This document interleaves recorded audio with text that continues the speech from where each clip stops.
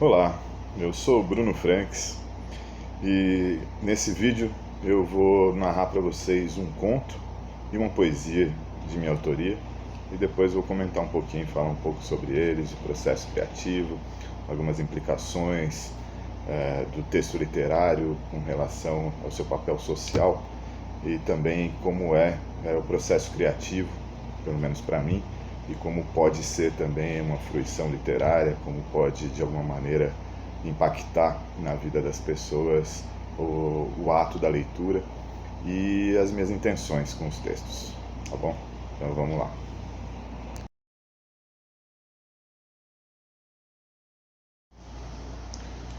Os Flamingos Libertários, por Bruno Franks. Em meio à pandemia mundial ocasionada pelo Covid-19, que forçou os seres humanos a se retirarem dos espaços públicos, diminuírem o comércio e a produção, a devastação ambiental, a destruição dos ecossistemas, um raio de luz pairou por alguns instantes sobre o planeta Terra. E na ausência do homem, os animais tiveram por algum tempo uma brilhante esperança de que tudo estava se transformando, que a natureza iria se regenerar. Tiveram a impressão de que o Homo sapiens tivessem sido banidos da existência por seu mau comportamento. As cidades desertas eram convites à exploração e alguns se aventuraram na pesquisa e averiguação.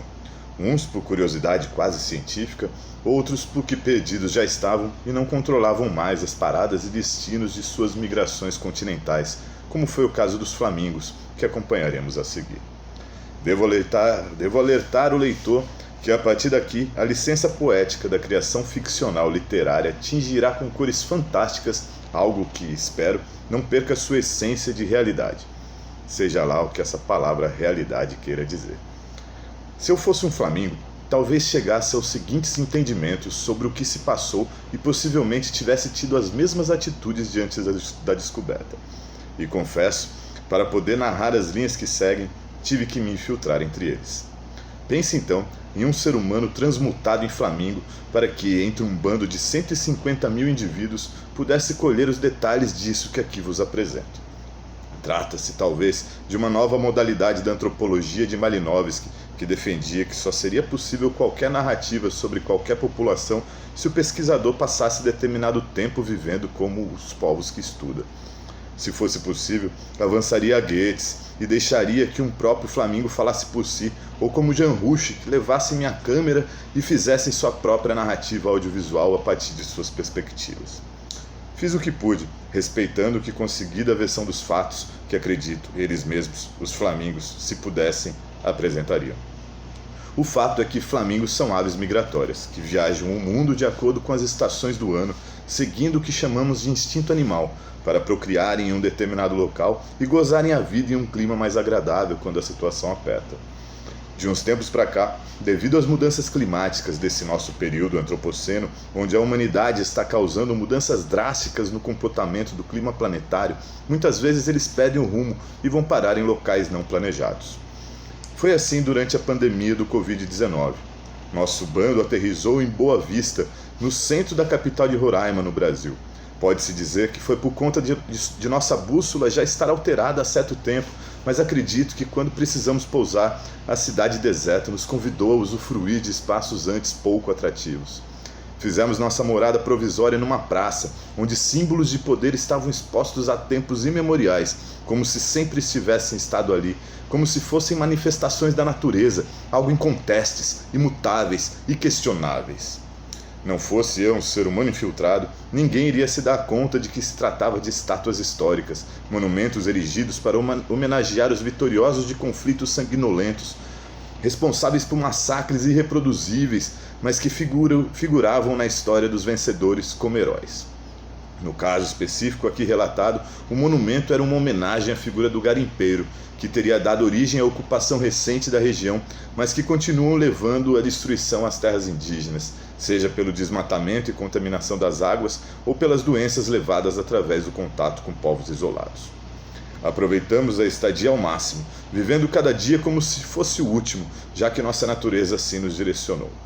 O leitor pode imaginar que a impermeabilidade do solo fez com que nossos dejetos se solidificassem no cimento, impedindo de se tornarem fertilizantes da terra como seriam em outros lugares. e os excrementos que se acumularam nas estátuas se fizeram sólidos, escondendo aquelas figuras horrendas que a história oficial tratou de exaltar. Até aí, tudo bem, se não tivesse a imagem das estátuas cagadas sido fixada em nossas memórias apiárias. Quando voltamos um ano depois, as estátuas não estavam mais lá. O garimpeiro havia sumido. Mais uma vez, como sou humano, tenho informações privilegiadas e sei que foram derrubadas durante os protestos dos levantes históricos de 2021, que em diversas localidades do mundo, os monumentos hipócritas da dominação foram destruídos em protesto contra esses símbolos da barbárie. Mas, flamingos que eram, acharam que as estátuas caíram por ações das medas que depositaram sobre suas cabeças. O garimpeiro não poderia mais achar ouro em meio a tantas fezes. Em outras praças eram caudilhos, bandeirantes, coronéis e demais genocidas. Imaginem agora o quão estupefato fiquei quando descobri que os flamingos planejavam um plano de ação direta libertário. Considerando que suas ações intestinais fossem a origem de algo tão grandioso e que suas rotas já estavam mesmo fodidas, planejaram as próximas rotas para que parassem estrategicamente em praças importantes que ostentassem símbolos incongruentes com o destino que a humanidade merecia. E mais, conseguiram convencer outras espécies de aves migratórias a fazer o mesmo. Em pouco tempo, os principais monumentos da barbárie humana estavam cobertos de bosta. Ingenuidade de aves ignorantes e irracionais, pensariam alguns. Nada que jatos de água não resolvessem. Mas não foi assim. A população já não aguentava mais tanta opressão e aquela merda toda foi como um gatilho para a revolução. Em toda parte surgiam hordas de revoltosos que seguiam as pistas de dejetos e derrubavam as estátuas cagadas e fizeram por fim, sem saber, aviltados pelos pássaros, a revolução que há muito não ousavam sonhar.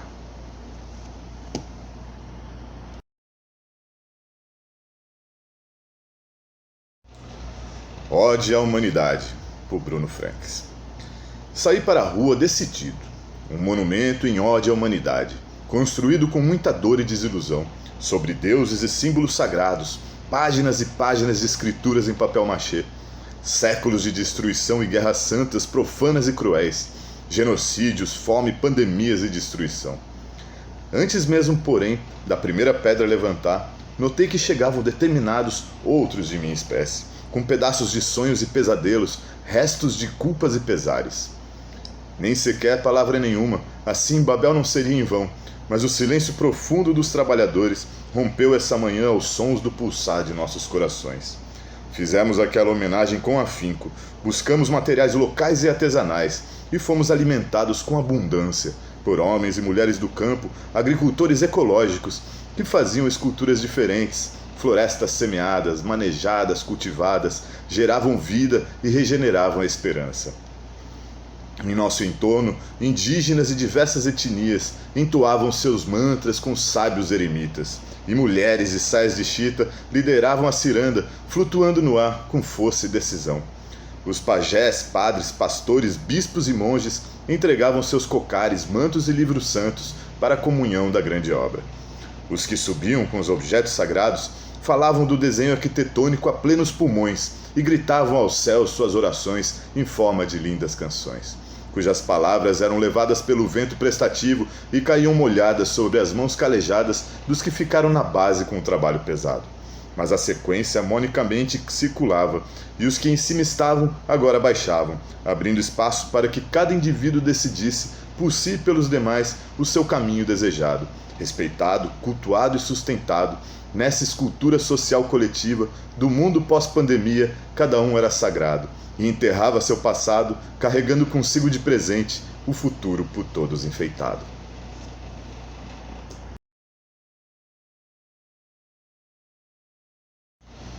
Bom, eu acabei de contar para vocês, de narrar, de declamar um conto e uma poesia que eu escrevi durante a pandemia de Covid em 2021, aqui vivendo em Boa Vista, Roraima. Apesar de ser de São Paulo, ter nascido em Recife, eu estou aqui faz 2 anos e meio e é aqui que eu tenho vivenciado, experienciado essa pandemia maluca que a gente está vivendo, né? Bom, eu parto de um princípio de que a humanidade, a nossa sociedade ocidental que se globalizou e levou esse seu modo de vida destruidor para todos os cantos da Terra, que gerou esse período chamado de Antropoceno, que é um período geológico, um período da história da Terra, onde o ser humano, o impacto das ações do ser humano já é sentido a nível do ecossistema planetário. E de uma maneira que os cientistas já afirmam que está próximo, se é que já não passou, do ponto de não retorno. Ou seja, vivemos uma crise civilizatória, que é uma crise ecológica, é uma crise política, econômica e social, mostrando que esse nosso modo de vida ele não se sustenta, ele precisa urgentemente de uma drástica mudança para que as sociedades humanas, para que o ser humano possa continuar vivendo no planeta Terra. E é o ser humano, na verdade, que está em risco de extinção, junto com algumas espécies que já foram extintas pelo próprio ser humano e outras que vão acabar sofrendo as questões ambientais e as questões geradas pela ação do ser humano na Terra. Mas o planeta, como um ecossistema, como vida, ele continuará. Apesar, mesmo que a gente deixe de existir, o ecossistema vai se regenerar, o planeta, a natureza vai continuar e outras formas de vida vão surgir, se restabelecer, talvez comemorando o fim da destruição causada pelo ser humano. E baseado nessa perspectiva, eu olho para essa crise que a gente está passando, pela essa pandemia mundial, como um grande sinal de alerta, um grande alarme que está sendo soado para a humanidade toda, dizendo que do jeito que está, não dá para continuar, que é necessário a gente mudar drasticamente o nosso modo de vida. Até porque são pouquíssimas pessoas que usufruem das benesses dessa nossa modernidade, talvez pós-modernidade já, enquanto a grande parte da população é miserável, vive com pouquíssimo, com o mínimo para a sobrevivência, mesmo menos do que o necessário para uma vida digna, enquanto a fome ainda assola quase 1 bilhão de pessoas no mundo, e pouquíssimos usufruem então dessa riqueza toda gerada com a exploração do que todos precisam para continuar vivendo nesse planeta. E diante disso, algumas imagens ficaram famosas, correram o mundo aí, no começo da pandemia, quando em diversos países o lockdown foi decretado para as pessoas ficarem em casa, e as cidades se esvaziaram, as atividades econômicas diminuíram ou muitas pararam, e foram observados diversos animais passeando pelas cidades e transitando em locais antes não utilizados por eles, onde já não se via animais selvagens no meio da cidade. Inclusive flamingos apareceram, acho que em Mumbai, e eu acabei no conto colocando que fosse aqui em Boa Vista, né?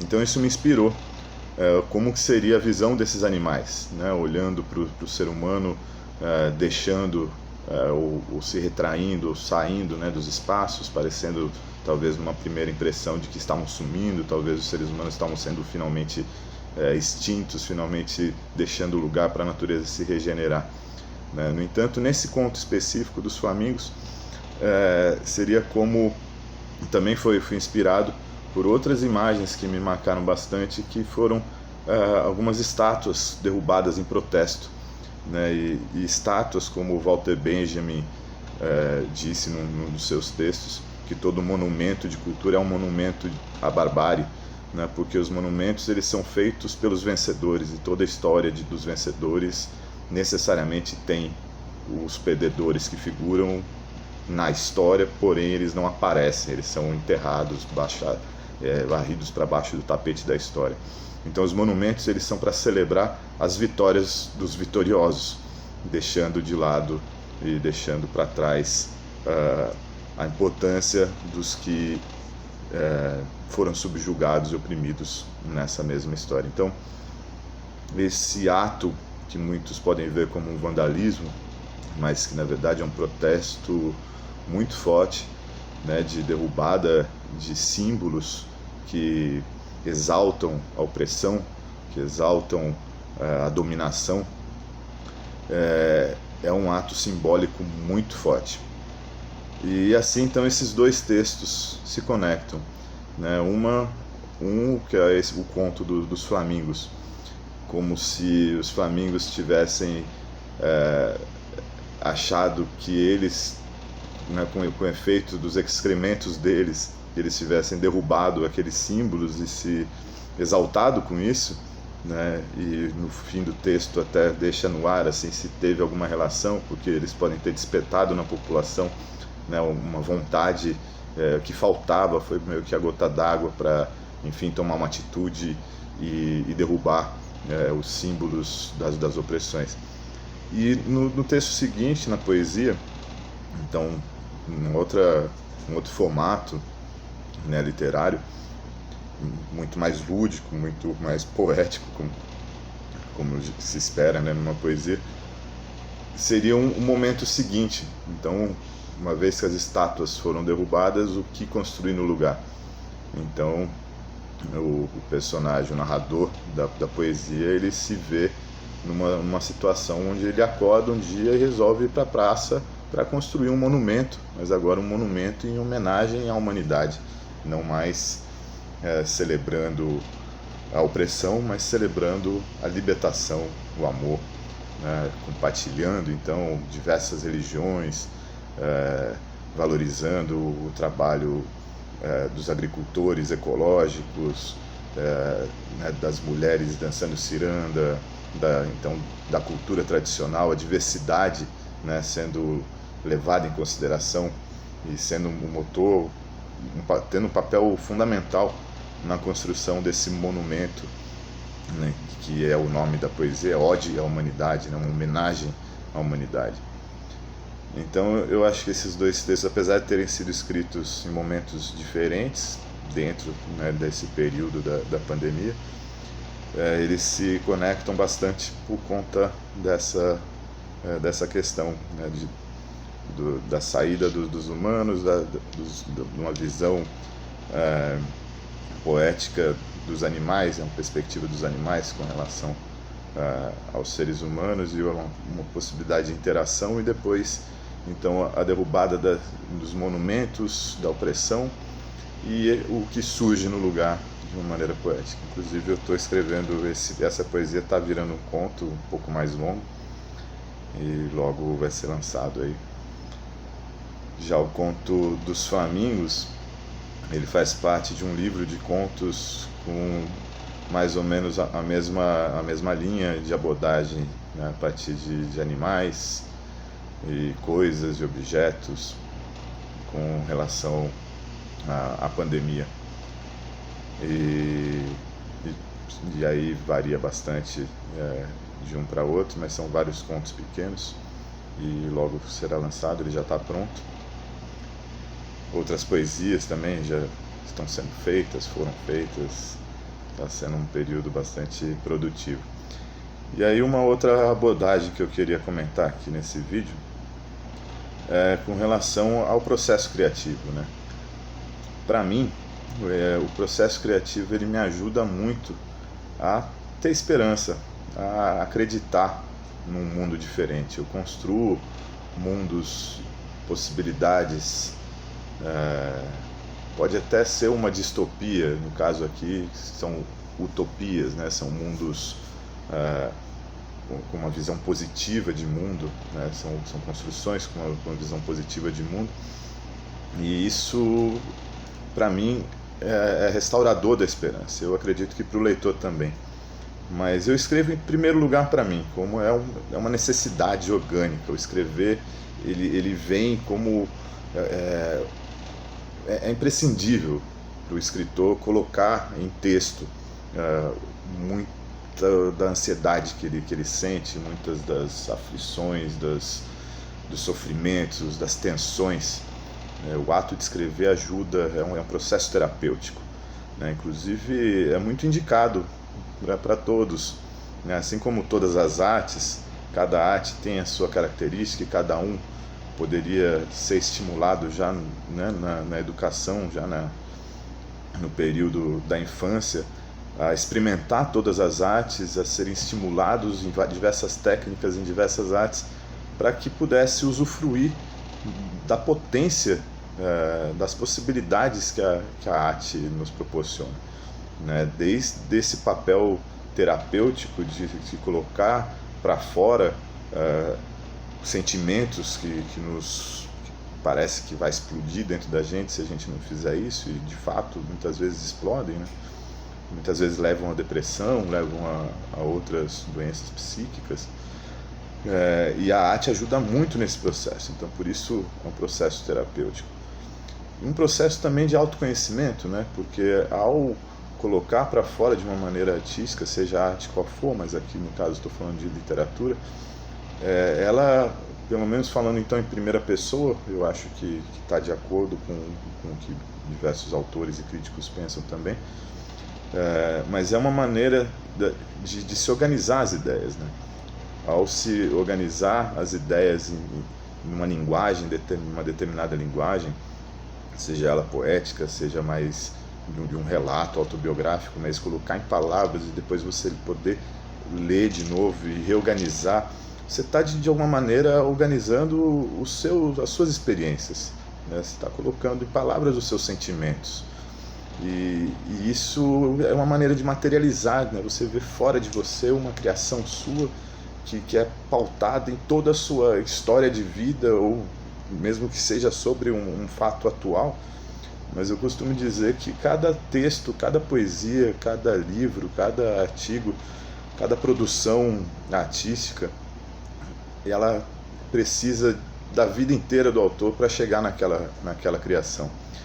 E se é assim, o leitor, ou quem está usufruindo, né, ouvindo, assistindo uma peça de arte, ele tem a possibilidade de entrar em contato com todo o aprendizado que aquele autor, aquele artista passou até ali.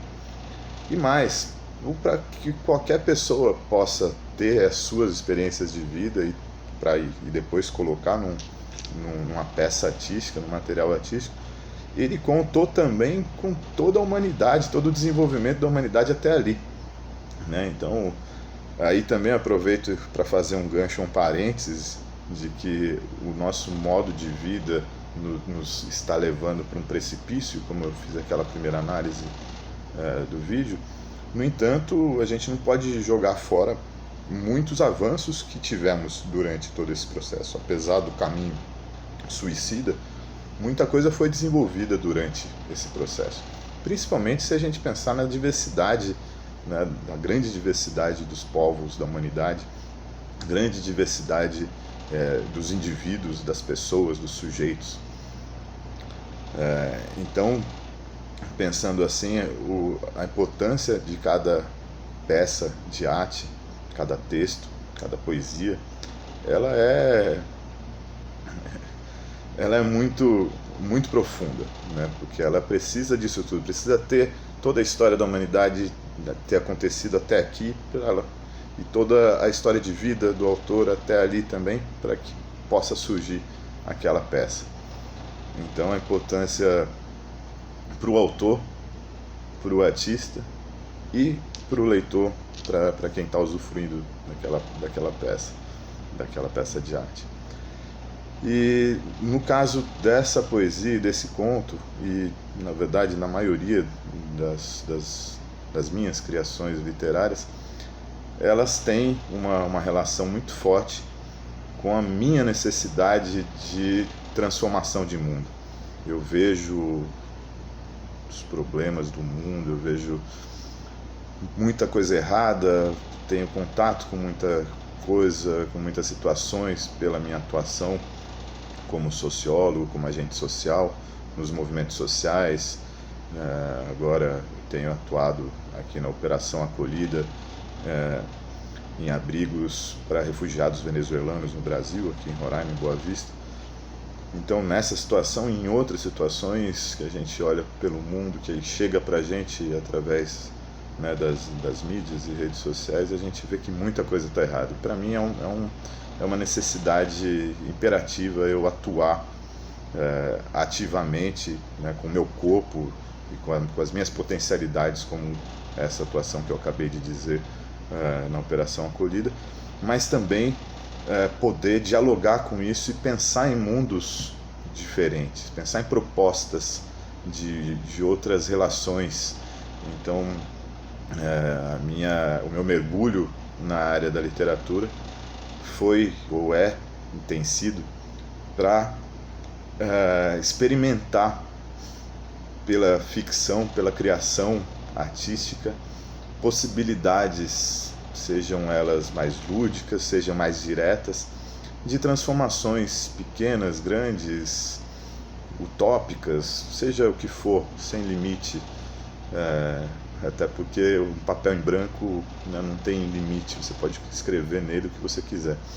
E isso me atrai bastante, e com relação a eu poder experimentar como seria, né? Então eu penso e olho e vejo alguma atrocidade, alguma perversidade, algo que me machuca, que me dói, e isso me faz querer mudar, e para mudar eu preciso fazer o que eu faço como trabalho, como atuação social, mas também experimentar os mundos possíveis a partir de uma peça artística, no meu caso de literatura ou poesia.